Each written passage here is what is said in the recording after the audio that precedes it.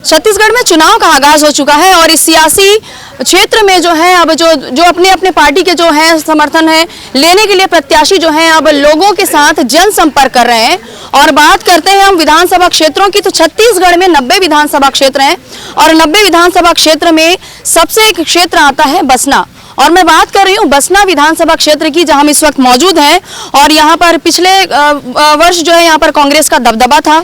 विकास कार्य हुए हैं नहीं हुए हैं ये तो हमने आपको पहले रिपोर्ट में बताया, क्योंकि हम इससे पहले भी गांव में गए थे।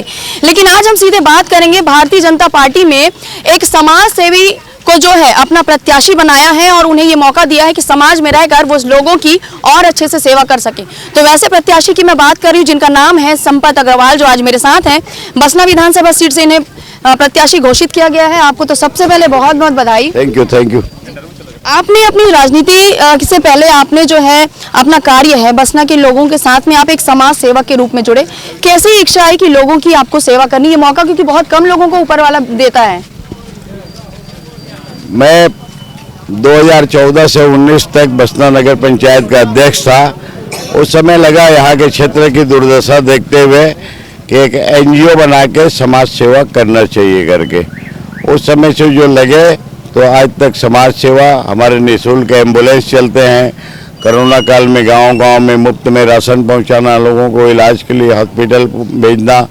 यहाँ प्रतिभाएं भरी हुई हैं खेलों में, कबड्डी, क्रिकेट, वॉलीबॉल, बाकी उनको उचित संसाधन नहीं मिलते। वो प्रयास करते हैं मुहैया कराएं करके, और हर साल खेलों का आयोजन ऐसे ऐसे पूरे हर गाँव से इतना ज़्यादा अटैचमेंट हो गया है कि सब के सब गाँव मुझे लगने लगा मेरा परिवार है, और गांव के लोग भी मुझे अपना परिवार का हिस्सा ही मानते हैं। जैसा कि हमने देखा है कि चुनावी घोषणा करने के बाद में नेता जो है वो गायब हो जाते हैं अपने क्षेत्र से, लेकिन आप ऐसे हैं कि जो जनप्रतिनिधि ना रहते हुए जन नेता बनकर आप अपने घर से बाहर निकले। कोरोना के समय में भी आपने बहुत काम किया है। मुझे ऐसा लगता है कि इसका आशीर्वाद आपको जनता आने वाले समय में देगी। देखो, वो नेतागिरी करने के लिए भले वो नेता लोग बाहर चले जाएं, हमको तो इन्हीं के बीच में रहना है। इन्हीं के बीच में पले बड़े हैं, खेले कूदे हैं, और हम कहाँ बाहर जाएंगे। इन्हीं के साथ में सेवा करना है, और आशीर्वाद तो इनका रहेगा ही रहेगा। मैं परिवार का हूँ, मेरे को नहीं दे के कहा, आशीर्वाद तो देना ही पड़ेगा ना, मेरा हक है। जी, आपको अपार जन समर्थन भी मिल रहा है अग्रवाल जी? हाँ, अपार जन समर्थन आपको मिल रहा है, लोगों का साथ मिल रहा है। और बात करते हैं जिस प्रकार से आप बात कर रहे थे कि जो बसना विधानसभा क्षेत्र है सबसे पिछड़े विधानसभा क्षेत्र में इसकी गिनती की जाती है। आपने एक सपना देखा है, यदि जनता आपको आशीर्वाद देती है तो आप इसे नंबर 1 बनाएंगे। कैसे रहेगा वो मॉडल, क्या सपना है बसना विधानसभा क्षेत्र के लिए? देखिए, मूलभूत समस्याएं तो शासन, हर कोई भी शासन रहे, अगर लाने वाला होना पैसा मिल जाएगा। राज चावल बढ़ेगा तो जैसे रायगढ़ है, जिंदल के नाम से जाना जाता है। ऐसे बहुत सारी कंपनियां हैं, विदेशी कंपनी भी है, इंडिया की भी है, जो कि इंडिया में निवेश करने के लिए घूम रहे हैं। उचित स्थान की तलाश। हमारे यहाँ की भौगोलिक स्थिति इतनी बढ़िया है, यहाँ के लोग इतने सीधे हैं, जाके एक बार 10-5 बार दिल्ली और विदेश जाना पड़ेगा। अगर कोई बड़ी कंपनी यहाँ पे स्थापित करवा दिए तो यहाँ के युवक युवतियों को पीढ़ी दर पीढ़ी रोजगार मिलेगा, और मेरा बसना विधानसभा क्षेत्र छत्तीसगढ़ के नंबर 1 में आएगा। जो बोलता हूं तो उसकी मैं प्लानिंग करके रखता हूं। कल केंद्रीय गृह मंत्री जो हैं अमित शाह जी ने घोषणा पत्र जारी किया, उसमें महिलाओं के लिए काफी अच्छी घोषणाएं की हैं, इंडस्ट्रियल क्षेत्र के लिए घोषणा उन्होंने की है, किसानों को लेकर के घोषणा की है। क्या लगता है ये क्या प्लस पॉइंट में आएगा?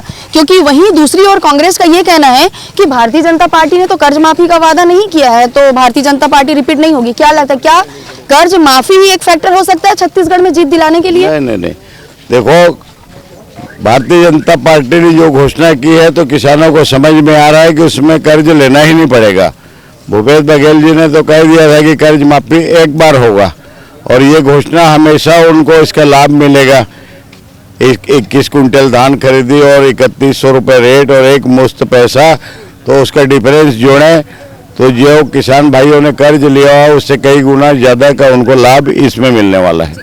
आपके जो प्रतिद्वंदी हैं कांग्रेस की, मैं बात करती हूँ कांग्रेस प्रत्याशी की, जो राजा राय बहादुर देवेंद्र बहादुर नाम से जाने जाते हैं, उनका ये कहना है कि मैं भाजपा को अपना प्रतिद्वंदी नहीं मानता हूँ। क्या कहें, ये उनके विकास कार्यों का की जो वो बात बोल रहे हैं दुमदुभी बजा रहे हैं, या इनका अभिमान बोल रहा है? अब वो उनकी खिसियाहट बोल रही है, अभिमानी तो नहीं है वो। और विकास कार्य जब प्रत्येक गांव के लोग बोल रहे हैं 5 साल में किसी गांव में ही नहीं आए और हर गांव में मूलभूत समस्याएं भरी हुई हैं। 6 ऐसे गांव हैं जिन्होंने चुनाव बहिष्कार का, उनके गांव तक के लिए पहुंच मार्ग भी नहीं है।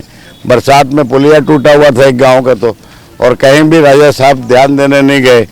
और तो हमने वादा किया कि चुनाव जीतने के बाद में 2 महीने के अंदर में आपका काम सबसे पहले होगा, तब उन्होंने अपना बहिष्कार का योजना कैंसिल किया।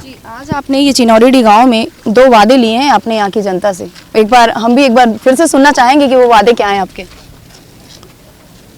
परिवार माना है आपने। परिवार माना है तो पूरा वोट कंप्लीट मेरे को मिलना चाहिए।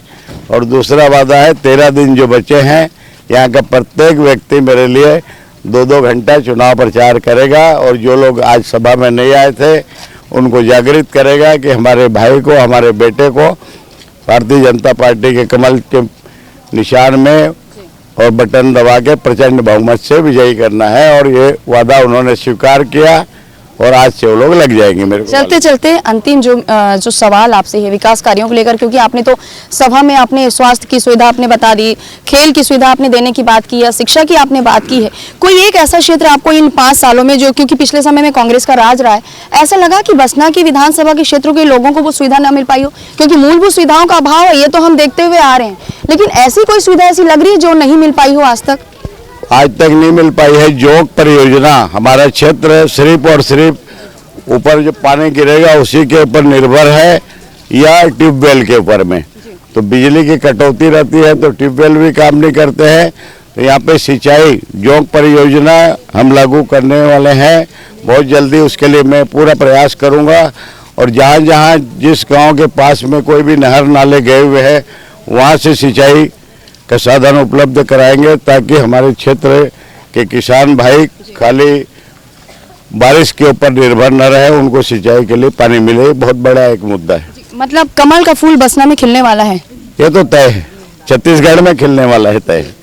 तो ये थी चर्चा भारतीय जनता पार्टी के बसना विधानसभा क्षेत्र के उम्मीदवार संपत लाल अग्रवाल से, जिन्होंने सीधे सीधे विकास कार्यों को लेकर के और जो भी घोषणा पत्र जारी है उन्हें लेकर के उन्होंने सीधे सीधे जीत का डंका इन्होंने ताल ठोक दी है और अपार जन समर्थन भी इन्हें मिल रहा है। लेकिन अब जो है पूरा दारोमदार जनता पर निर्भर करता है, क्योंकि इन्होंने जनता को तो अपना परिवार माना है और परिवार कभी परिवार के विपक्ष में नहीं जानती है। तो सीधे सीधे कहीं ना कहीं अपार जन समर्थन के साथ जीत का दावा कर रहे हैं भारतीय जनता पार्टी के बसना विधानसभा क्षेत्र के प्रत्याशी संपत अग्रवाल। इस खास कवरेज के लिए मेरे साथ ताकेश्वर साहू के साथ अंबिका मिश्रा, रफ्तार मीडिया, छत्तीसगढ़।